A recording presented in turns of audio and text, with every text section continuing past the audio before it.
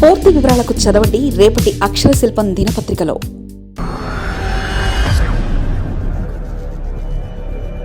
జగన్ మాట కూడా వినడం లేదా? వైసీపీలో నేతలు చిత్ర విచిత్రమైన పరిస్థితి.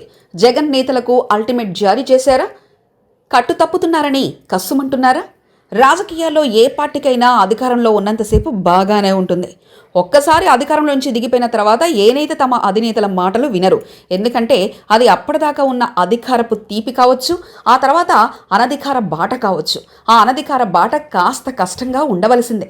మొత్తానికి రాజకీయాల్లో అధికారం ఉంటేనే నాయకులందరూ ముందుంటారు, కార్యకర్తలు కూడా ఉత్సాహంగా కదులుతారు. కానీ కొన్ని సందర్భాల్లో అధికారం కోల్పోయిన తర్వాత నాయకులు నిలబడుతున్న సందర్భాలు చాలా ఎక్కువగానే ఉంటాయి. అలా నిలబడే నాయకులు కొద్దిమందే ఉంటారు, కానీ తప్పించుకునే వాళ్ళే ఎక్కువగా ఉంటారు. ఇప్పుడు అదే పరిస్థితి వైసీపీ ఎదుర్కొంటుంది.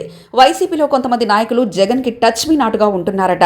ఎప్పుడు అధినేత ఏం చెప్పినా ఆహా ఓహో అని తలుపుతున్నారే తప్ప చాలా తక్కువ మంది నాయకులు మాత్రమే జగన్ వెంట నడిచేందుకు ఇష్టపడుతున్నారట. ముఖ్యంగా వైసీపీలో అటు అనంతపురం నుంచి శ్రీకాకుళం వరకు వేళ్ల మీద లెక్క పెట్టుకునేలా, అంటే ఉమ్మడి జిల్లాలో 13 జిల్లాల్లో ఉన్న నాయకులు 13 నుంచి 14 మంది తప్ప ఎవరు అంత యాక్టివ్గా లేరనేది నిస్సందేహంగా నిజం. అనంతపురం నుంచి ఇటు శ్రీకాకుళం వరకు ఉన్న ఉమ్మడి జిల్లాలో చాలా తక్కువ మంది నాయకులు మాత్రమే జగన్ ఆదేశాలని తూచా తప్పకుండా పాటిస్తున్నారట. ఈ విషయంలో జగన్ ప్రమేయం కానీ, ఆయన ఇష్టాలు కానీ, కనీస ఆదేశాలు కూడా వర్కౌట్ కావడం లేదట. అటు వైసీపీ అధినేత జగన్ పార్టీ నేతలపై పెద్దగా దృష్టి పెట్టడం లేదనిపిస్తుంది. ఎవరికి వారే నిర్ణయాలు ప్రకటించుకోవడం ఇప్పుడు పార్టీలోనే కాదు, రాజకీయాల్లో కూడా చర్చనీయాంశమైంది. ప్రాంతీయ పార్టీ అంటే అధినేత ఆలోచనలు పసిగట్టి నేతలు మసులుకోవాల్సి ఉంటుంది. అయితే కొందరు నేతలు కట్టు తప్పుతున్నారని పార్టీ వర్గాలే అభిప్రాయపడుతున్నాయి. జగన్ ఆలోచన ప్రకారం నేతలు నడుచుకోవడం లేదనడానికి ఇటీవల జరిగిన అనేక ఘటనలు అందుకు ఉదాహరణగా చూపుతున్నారు.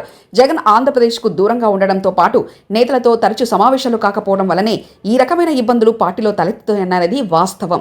ఆ తర్వాత వైసీపీ అధికారంలోకి వచ్చిన తర్వాత జగన్ మాట వేదవాకుగా నడిచేది.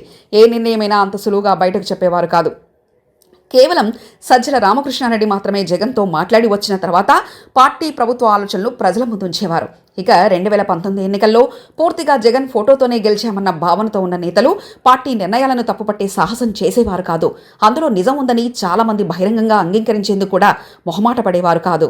కానీ ఎప్పుడైతే జగన్ అధికారానికి దూరమయ్యారో అప్పటి నుంచి అధినేతను కూడా లెక్క చేయని పరిస్థితి నేతల్లో కనిపించడం పార్టీ నాయకత్వం ఆందోళనలో కనిపిస్తుంది. అమరావతి రాజధాని విషయంలోనూ అదే జరిగింది. వైసీపీ అధికారంలో ఉన్నప్పుడు 3 రాజధానులు జగన్ స్వయంగా అసెంబ్లీలో ప్రకటించారు. గత ఎన్నికల్లో అదే నినాదంతో వెళ్లారు, కానీ ప్రజలు ఆదరించలేదు.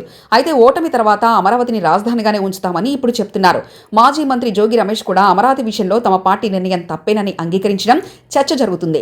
ఇక విశాఖకు గూగుల్ డేటా సెంటర్ విషయంలో తొందరపడి ప్రభుత్వంపై విమర్శలు చేశారు. కానీ జగన్ మాత్రం గూగుల్ సెంటర్ ఏపీకి రావడం మంచిదేనని చెప్పారు. అలాగే ఇప్పుడు విపత్తుల సమయంలోనూ ఎలాంటి ప్రకటనలు ఎవరూ చేయవద్దని జగన్ మాత్రమే ప్రకటిస్తారని పార్టీ నాయకత్వం నేతలకు అల్టిమేట్ ఇచ్చినట్లుగా తెలిసింది. మరి నేతలు నాయకత్వం మాటలు విని మౌనంగా ఉంటారా లేదా అనేది వేచి చూడాలి.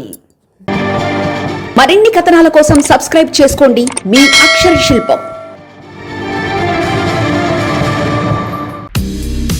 పూర్తి వివరాలకు చదవండి రేపటి అక్షర శిల్పం దినపత్రికలో.